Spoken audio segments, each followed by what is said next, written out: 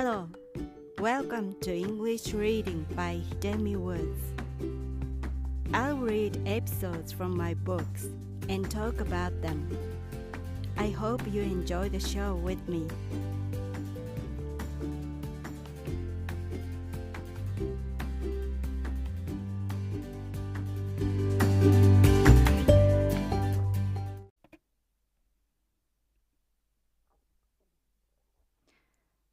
Hi, I'm your host, Hidemi Woods. I'll read an episode from my book titled An Old Tree in Kyoto. Today's episode is called A Girl Again. It's about what I felt about my younger sister.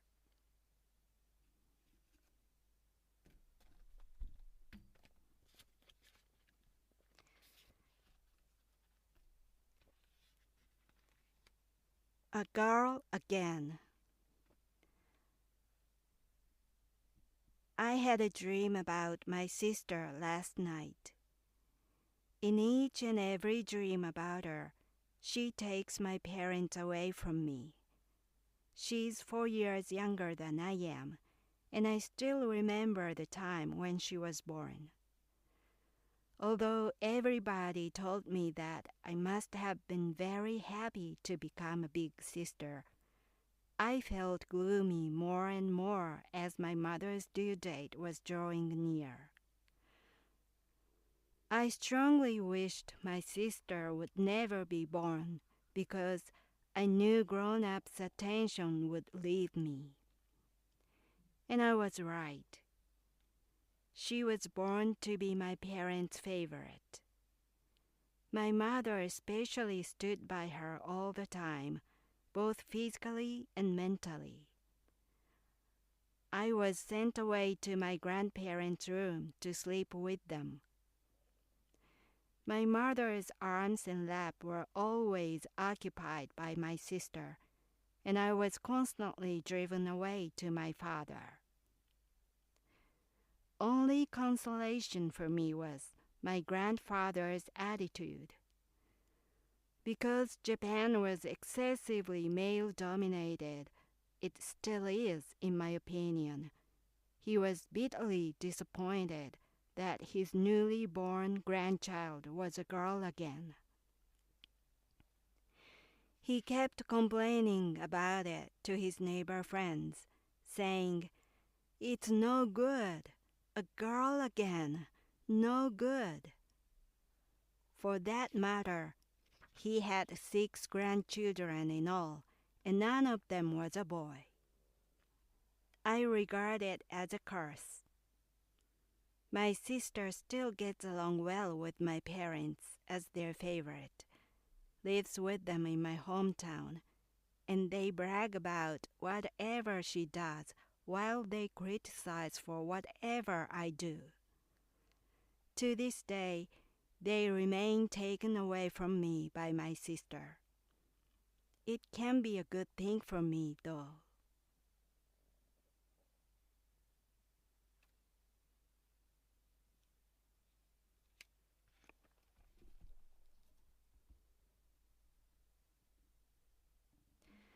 That was today's episode.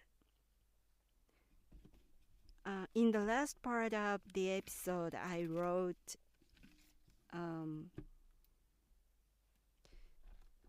being about my parents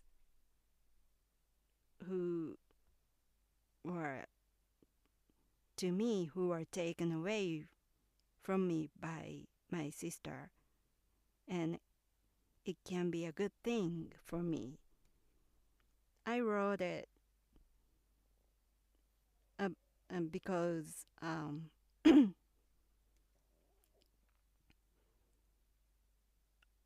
because watching my sister growing up and living her own life, I I feel my sister is so unhappy because of my parents. She took away my parents, my parent affection, but because of that, she had to live as their favorite, so she was always obedient to them, especially to my mother. And she did everything according to exactly what my mother told her to do. And that rewarded her affection, but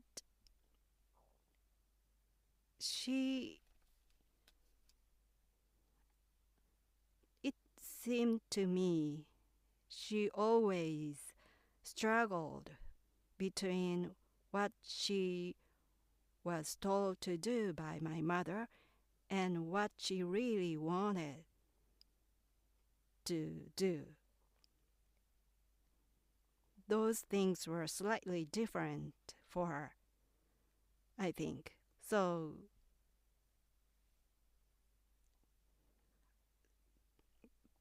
but she chose to do what my mother told her to do. And after she grew up and became an adult, she didn't do anything what she really wanted to do. And she is so unhappy now. On the contrary, I wasn't my parents' favorite, so I just kept doing what I wanted to do by ignoring what my mother told me to do. So in a way, I felt always satisfied what I was doing because I just ignored. I was able to ignore my mother. So I thought it could be a good thing for me that my sister took away my parents from me.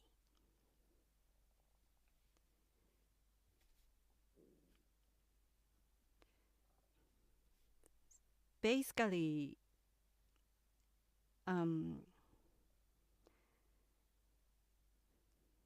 Japan is such a male-dominated country. If you lived here, you would be surprised how male-dominated Japan can be.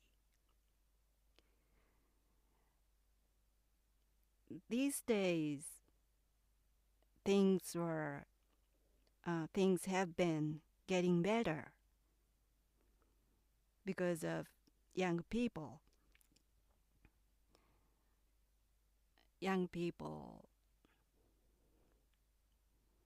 Japanese young people have behaved so differently from the old generation. So they have gotten this country better a bit by bit. But when I was a child, Japan was horribly male-dominated, especially the area where I grew up. I grew up in Kyoto. Kyoto was the old city in Japan.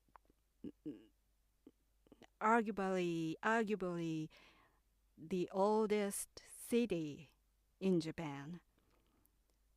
And all the customs remained everywhere. So I was so indignant, furious about male dominance as a child every day.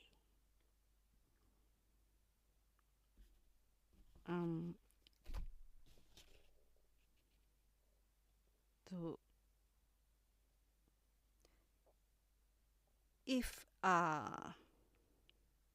the family didn't have a boy as a successor, it could be the biggest problem, the biggest threat to continue the family.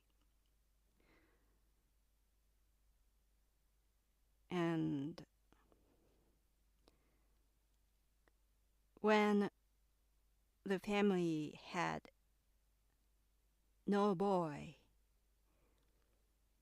if a family had only girls, the firstborn girl had to marry a man and take him in to the family as an heir.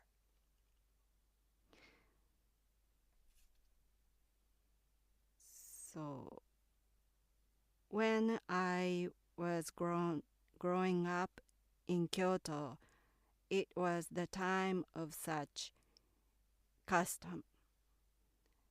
With that kind of custom remained.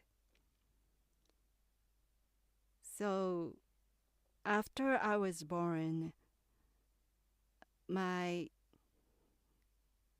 family, especially my grandfather, strongly wished the next grandchild would be a boy to sustain the family lineage. But it was a girl again.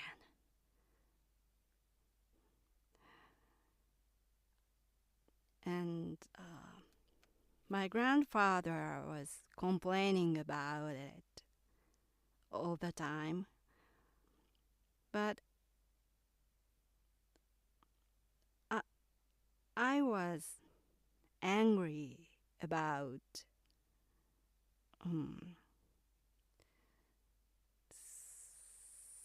so many male-dominated customs and around me. It's not just customs, but people's habits, everyday routines. Everything was based upon male dominance. For instance, the small examples, but when I was an elementary school student,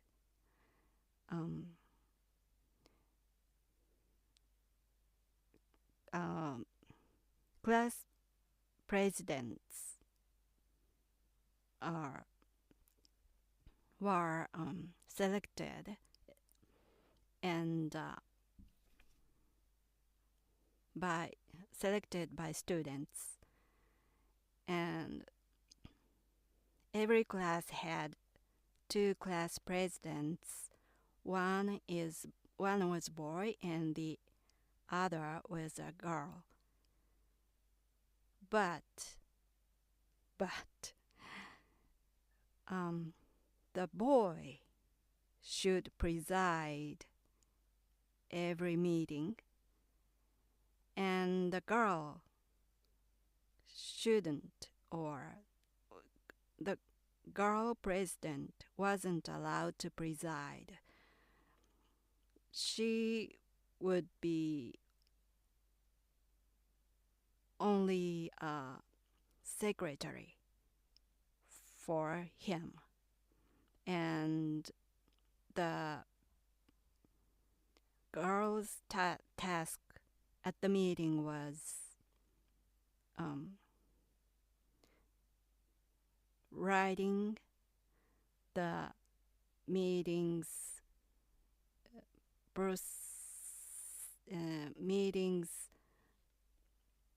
agendas on the blackboard. That was it. And in another example,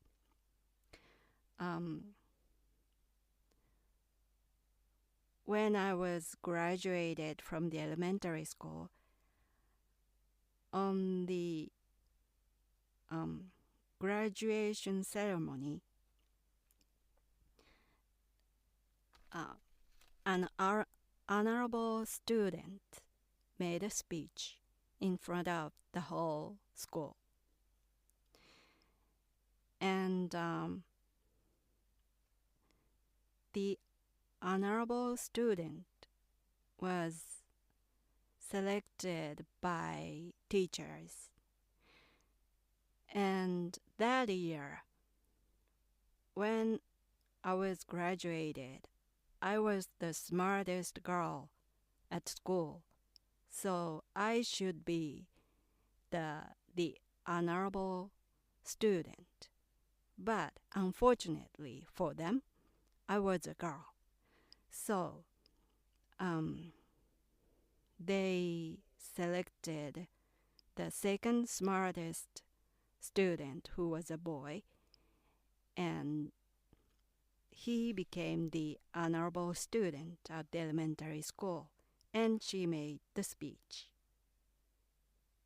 Not me. But it was so unfair, even to those teachers.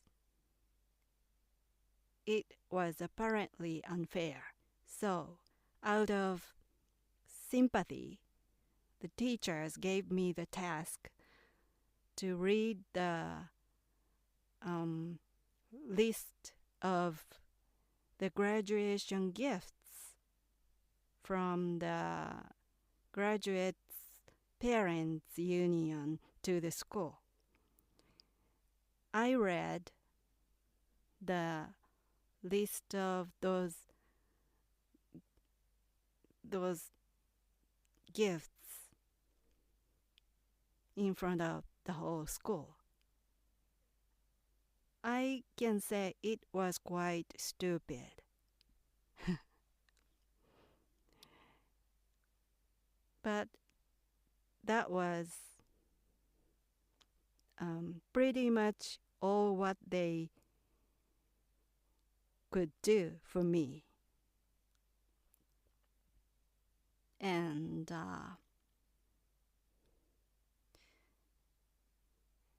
they didn't say out loud, but those teachers implied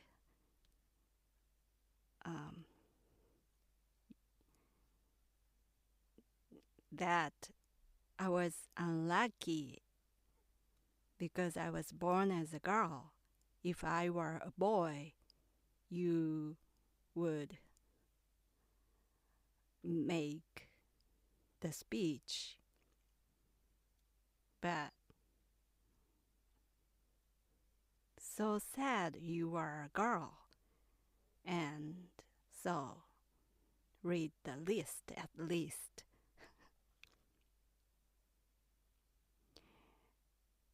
I remember at the rehearsal of the graduation ceremony, the teachers, when I was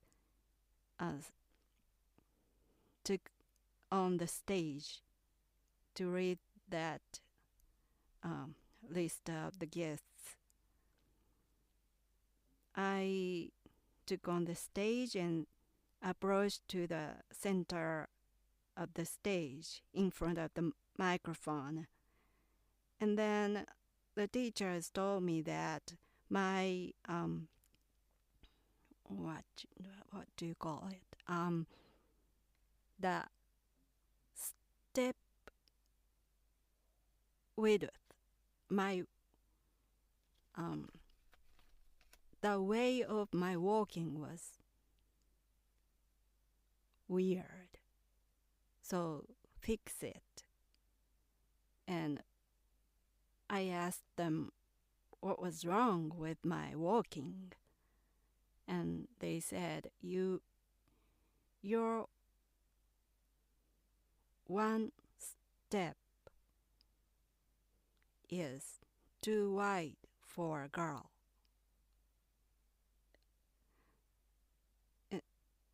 So I was striding like a boy. So you shouldn't, I was told not to stride like a boy. Walk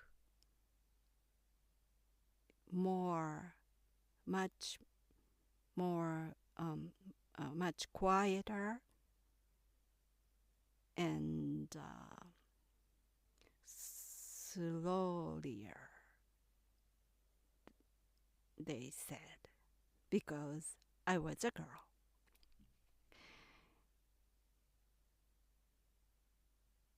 And those were my childhood memories. But even after I grew up,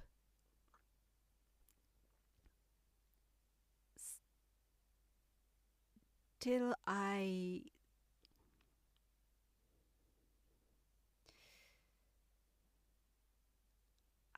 had bad experiences so many times in living in Japan.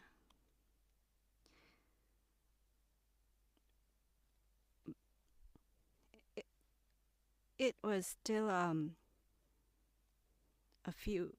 many years back. So now things are different now, I think, but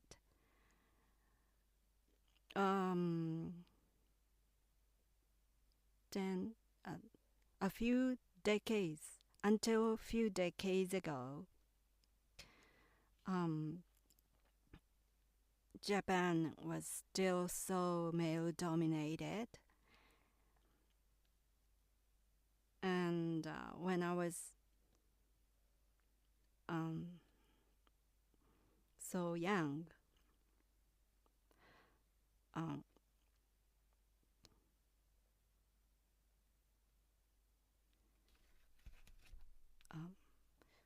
when some parties or ceremonies were held, women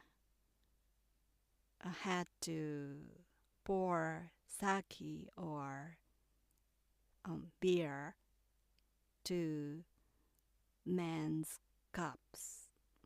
It was women's work, women's task to pour drinks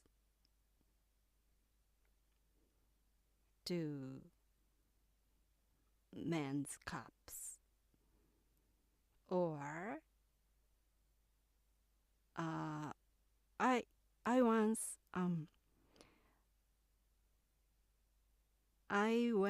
when I went to one real estate agency with my partner to rent an apartment. The real estate agent, told me that I couldn't sign the contract, and my partner's name was acceptable, but not mine. So, although I was the one who were going to pay the rent, I couldn't rent an apartment by my name because I am a woman. So the agent told me to sign the contract by my partner's name, not mine. Otherwise, they said they couldn't allow us to rent the apartment. And of course, I couldn't comply that stupid rule. So I turned down that apartment. I didn't rent it eventually. But that was the standard in Japan back then.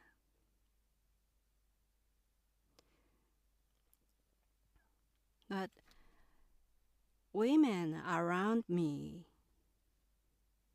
seemed happy about it. It was the big mystery for me.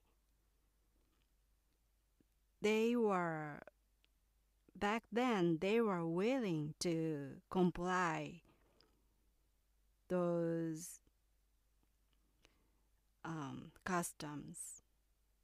They were willing to pour beer for men.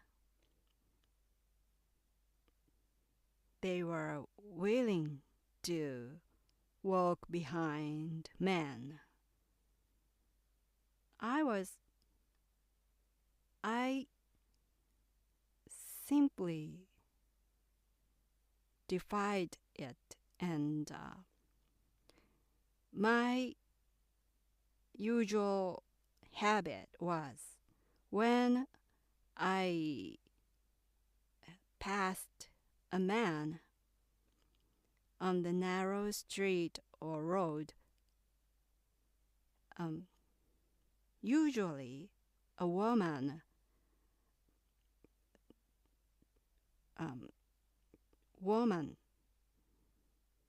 would take a side for a man to go through. A woman would wait for a man to pass on the edge of the street. Or a woman would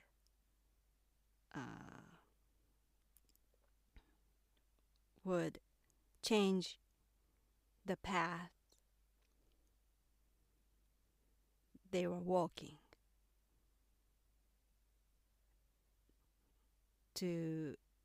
so that a man would walk on straight. But my policy was never change the walking path of mine for a man. So I would walk straight toward the man, not go aside, not going aside for a man. And it was on the point of bumping into each other. The man would flinch and go aside for me. And it was a win for me because I let the man go aside. I didn't stop. I didn't go aside for a man. In those cases, a man would give me a strange look as if I was a crazy woman because I was just walking to the man. And a man, usually back then, usually expected for a woman to go aside. So if a man passed each other with me on a narrow street, he would almost run into me or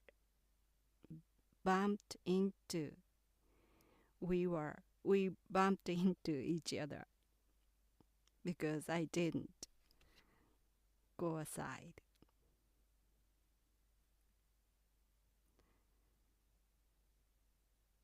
Things were better now because of young people, and but still Japan still has male dominance everywhere. I really hate it.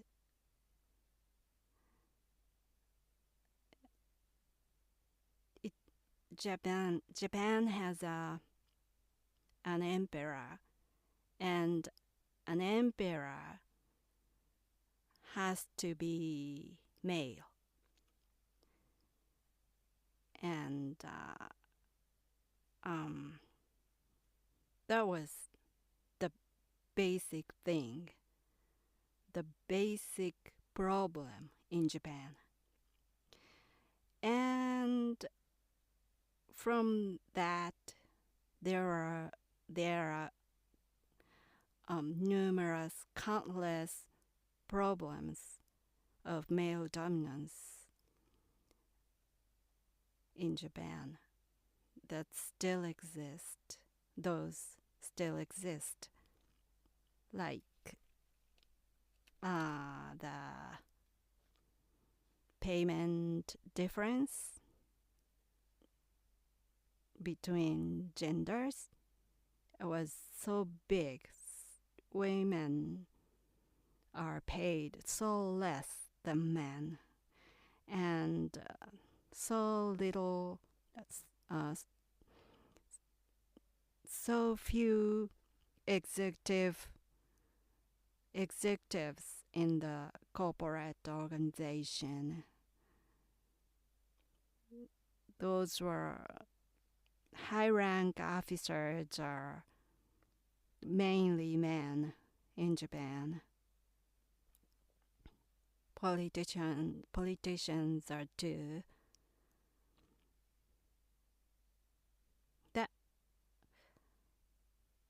That topic just brought me an interest thing just now.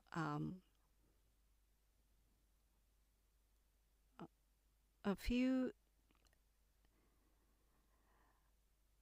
years ago, I saw the interview of the CEO of a big Japanese mobile company, and that CEO is a man, of course, in Japan, and he was asked by an interviewer that why he aimed at being the top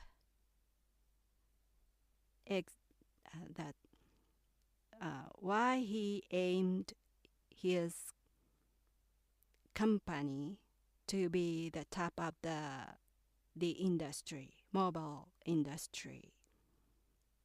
Why he wanted to expand his company globally and tried to make it number one, the top of the world. And that CEO answered that question. His answer was, that was because I am a man. I am male. Because I am male, I want to be on the top. His reason was his gender. So, since I heard that interview, happened to hear that interview, I have been determined not to sign up that company.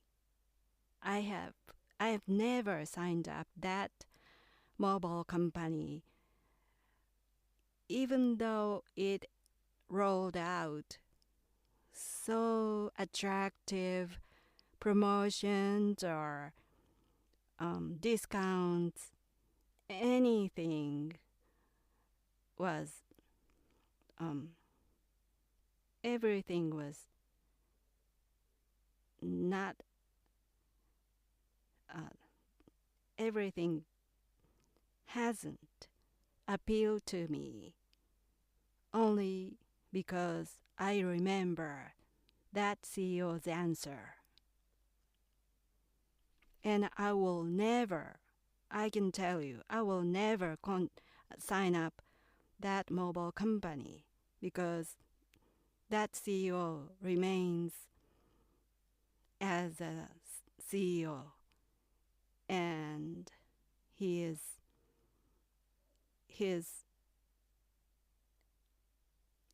main purpose of success is because of his gender, because he is a man, he said himself. So I will not pay a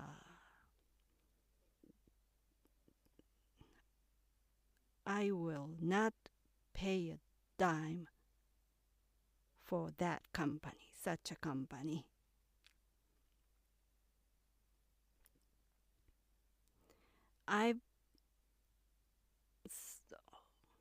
Looking back, I have been always furious and indignant about male dominance.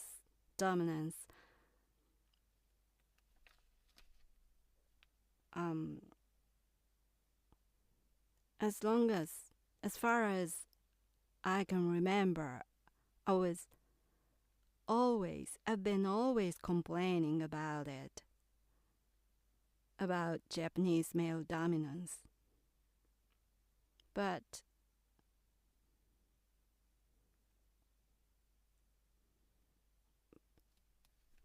I realize,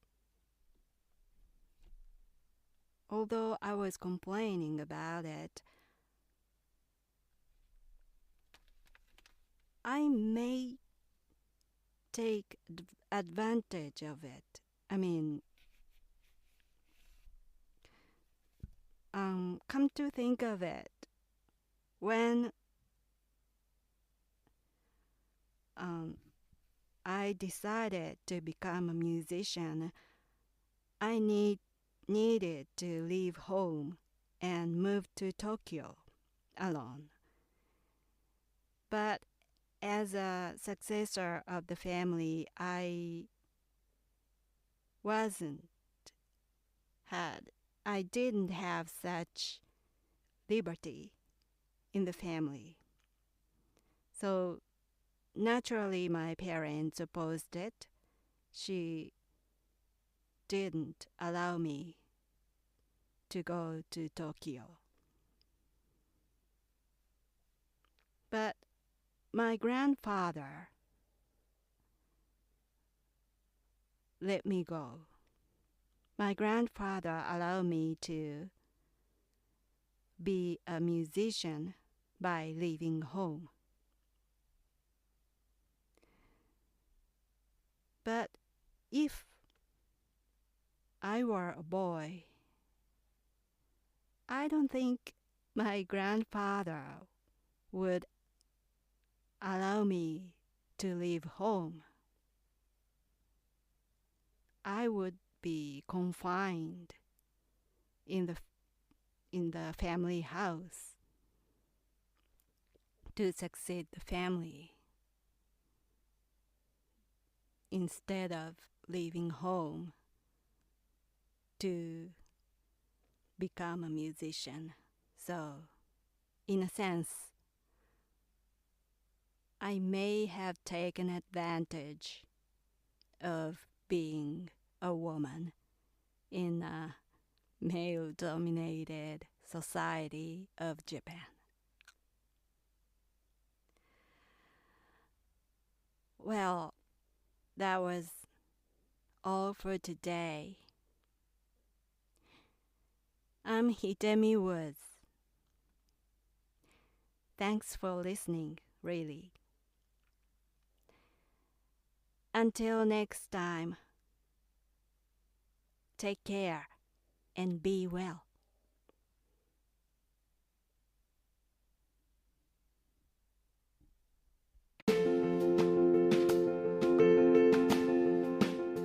Audiobook, The Family in Kyoto, One Japanese Girl Got Freedom by Hidemi Woods on sale at online stores or apps. Apple Books, Google Play, Audible, 43 available distributors in total.